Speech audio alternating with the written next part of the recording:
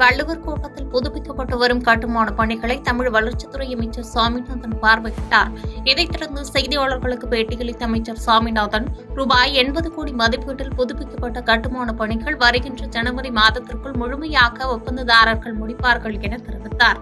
மேலும் இந்த இடத்தில் பொதுமக்கள் பயனடையும் வகையில் வணிக வளாகங்கள், தேநீர் கடை அமைக்கும் பணிகள் தீவிரமாக நடைபெற்றுக் கொண்டிருப்பதாக கூறினார்.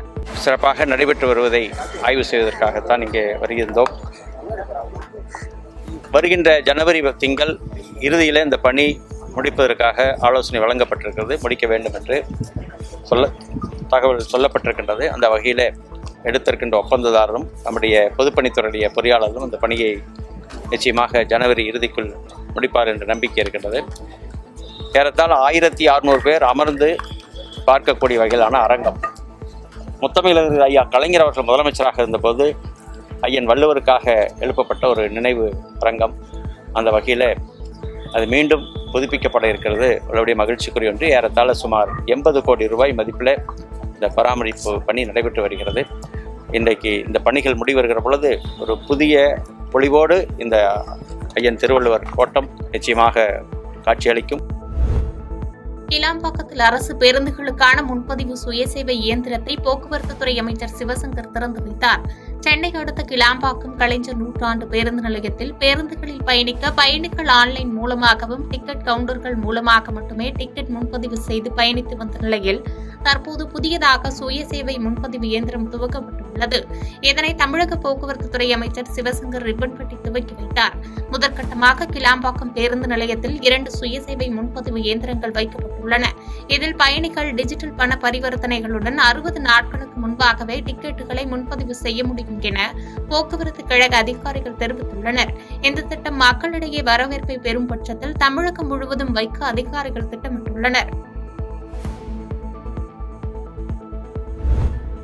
சின்னமனூரில் அதிமுக நகர செயலாளர் வீட்டில் பெட்ரோல் குண்டு வீசப்பட்ட விவகாரத்தில் காவல்துறை உயர் அதிகாரிகள் நேரில் விசாரணை மேற்கொண்டு வருகின்றனர். தேனி மாவட்டம் சின்னமனூரை சேர்ந்த பிச்சைக்காணி என்பவர் அதிமுக நகர கழக செயலாளராக உள்ளார். இவர் சின்னமனூர் கம்பம் சாலையில் குடும்பத்தாருடன் வசித்து வருகிறார். இவரது அலுவலகமும் வீடும் ஒரே வளாகத்தில் உள்ளது. இந்த நிலையில் இருசக்கர வாகனத்தில் வந்த மர்ம நபர்கள் பிச்சைக்காணி இல்லத்தில் பெட்ரோல் குண்டுகளை வீசியுள்ளனர். இதில் ஒரு குண்டு மற்றும் தீப்பற்றியுள்ளது. மற்ற குண்டுகள் தீப்பற்றாமல் ஆங்காங்கே உடைந்து சிதறி உள்ளது. இதைத் தொடர்ந்து மர்ம நபர்கள் அங்கிருந்து தப்பித்த நிலையில் சின்னமனூர் காவல் நிலையத்தில் நகர செயலாளர் பிச்சைக்கணி புகார் ஒன்றினை கொடுத்தார். அதில் சின்னமனூர் நகரை சார்ந்த அதிமுக வார்டு கவுன்சிலர் உமாராணி என்பவரது மகன் வெங்கடேசன் என்பவர் தொடர்ந்து தன்னிடம் பிரச்சனைகள் செய்து வருவதாகவும், வெங்கடேசன் அவரது தாயார் உமாராணி ஆகிய இருவரையும் கட்சிக்கு களங்கம் ஏற்படுத்தும் விதமாக செயல்படுத்ததாக கூறி கட்சியிலிருந்து நீக்கியதாகவும், தொடர்ந்து நடைபெற்ற சம்பவத்தின் பின்னணியில் கவுன்சிலர் உமாராணி மற்றும் வெங்கடேசன் ஆகியோரது தூண்டுதல் இருக்கக்கூடும் என புகார் அளித்துள்ளார். இந்த புகாரின் பேரில் தேனி மாவட்ட காவல்துறை கண்காணிப்பாளர் உள்ளிட்ட அதிகாரிகள் தீவிர விசாரணை மேற்கொண்டு வருகின்றனர்.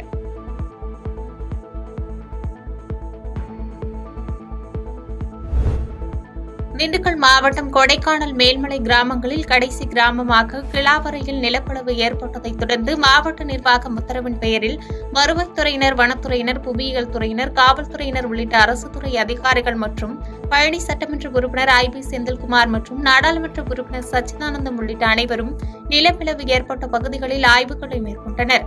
தொடர்ந்து பேசிய நாடாளுமன்ற உறுப்பினர் சச்சிதானந்தம், குடித்தண்ணீர் கொடுப்பதற்கான ஏற்பாடுகளை உடனடியாக செய்து வருவதாகவும், ஆய்வுகளுக்கு வனத்துறையினர் முழு ஒத்துழைப்பை அளித்து வருவதாகவும் தெரிவித்தார்.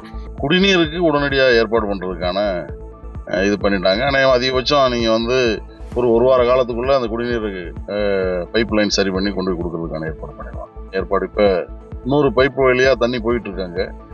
இந்த பைப்பையும் டேமேஜை கிளியர் பண்ணி உடனடியாக கொடுக்கறதுக்கான ஏற்பாடுகள் பண்ணிட்டாங்க. அது 1-2 நாட்கள்ல பண்ணிடுவாங்க. இந்த வாய்க்காலை சரி பண்ற பணி தான் கொஞ்சம் ஸ்டடி பண்ணி பண்ணணும். பின்னர் பேசிய புவியியல் துணை இயக்குநர் சிவராமன், நில அதிர்வுகள் ஏற்படவில்லை, நிலப்பிளவுதான் ஏற்பட்டுள்ளது. வறண்ட மண் பகுதியாக இருப்பதால் இந்த பிளவு ஏற்பட்டிருக்கிறதா என்ற பல்வேறு கோணங்களில் ஆய்வுகளை தொடர உள்ளதாக தெரிவித்தார். அந்த ஸ்டடி பண்ண ரிப்போர்ட்டை கொடுக்குறோம்னு சொல்லியிருக்காங்க. கொடுத்ததற்கு பிறகு தொடர்ந்து குடிதண்ணீர் கிராமத்தில் இருக்கக்கூடிய மக்களுக்கு எடுத்து செல்வதற்கு உடனடியாக அந்த நடவடிக்கை எடுப்பது குறித்து இப்பொழுது பேசியிருக்கிறோம். அதே போல இந்த வாய்க்காலில் தொடர்ந்து தண்ணீர் குளத்திற்கு செல்லக்கூடிய அந்த ஏற்பாடுகளையும் செய்வதற்குரிய விஷயங்களை குறித்து நாங்கள் பேசியிருக்கிறோம். எனவே இந்த பிரச்சனை குறித்து அரசு கவனம் செலுத்தி இருக்கிறது. நிச்சயமாக எதிர்காலத்தில் இது போன்ற பிரச்சனைகள் நடந்திராத வண்ணம் தடுப்புகளை ஏற்படுத்த வேண்டியது அரசினுடைய கடமையாக இருக்கிறது. அதேபோல அதிகாரிகளும் அந்த முனைப்போடு செயல்பட்டுக் கொண்டிருக்கிறார்கள். அந்த ஆய்வின் அடிப்படையில் தான் நாங்கள் இன்றைக்கு இங்கே வருகின்றோம். செஸ் ஒலிம்பியாட்டில் தங்கப்பதக்கம் வென்று நாடு திரும்பிய வீரர்களுக்கு சென்னை விமான நிலையத்தில் உற்சாக வரவேற்பு அளிக்கப்பட்டது. 45வது செஸ் ஒலிம்பியாட் போட்டி ஹங்கேரி தலைநகர் புடாபெஸ்டில் நடந்தது. இதில் நடைபெற்ற இறுதி சுற்றில் இந்திய ஆடவர் அணி ஸ்லோவேனியாவையும் மகளிர் அணி அஜர்பைஜானையும் எதிர்கொண்டு வெற்றி பெற்று 2 தங்கப்பதக்கம் வென்றது. இந்திய அணி செஸ் ஒலிம்பியாட் வரலாற்றில் முதல் முறையாக தங்கப்பதக்கம் வென்று சாதனை படைத்துள்ளது. இந்த நிலையில் செஸ் ஒலிம்பியாட் ஆடவர் அணியில் பங்கேற்ற பிரக்ஞானந்தாவும் மகளிர் அணியில் பங்கேற்ற வைஷாலியும் இந்திய செஸ் ஒலிம்பியாட் அணியின் கேப்டன் ஸ்ரீநாத் ஆகிய மூவரும் விமானம் மூலம் நாடு திரும்பினர். சென்னை வந்தடைந்த இருவருக்கும் விமான நிலையத்தில் தமிழ்நாட்டு விளையாட்டு மேம்பாட்டு ஆணையம் சார்பில் உற்சாக வரவேற்பு அளிக்கப்பட்டது. இதையடுத்து செய்தியாளர்களை சந்தித்து பேசிய செஸ் ஒலிம்பியாட் இந்திய அணி கேப்டன் ஸ்ரீநாத், 45வது செஸ் ஒலிம்பியாட் போட்டியில் இந்திய ஆடவர் மற்றும் பெண்கள் அணி முதல் முறையாக தங்கப்பதக்கம் வென்றுள்ளது. இந்தியாவில் தான் சிறந்த அணி என காட்டும் அளவிற்கு அதிக புள்ளிகளுடன் வெற்றி பெற்றுள்ளோம் என நெகிழ்ச்சி தெரிவித்தார். ரொம்ப பெருமையான மூமெண்ட் இது. ஐ திங்க் ஆஃப்லைனில் முதல் முறையாக கோல்டு வின் பண்ணியிருக்கோம் ஒலிம்பியாடில். ஸோ அதுவும் வெறும் வின் மட்டும் பண்ணல, பட் பயங்கர டாமினன்ட் ஃபேஷனில் வின் பண்ணியிருக்கோம் 4 பாயிண்ட் வித்தியாசத்தில். ஸோ ரொம்ப பெருமையான மூமெண்ட். பாதகம் செய்பவரை கண்டால் நாம் பயங்கொள்ளலாகாது பாப்பா, மோதி மிதித்து விடு பாப்பா, அவர் முகத்தில் உமிழ்ந்து விடு பாப்பா.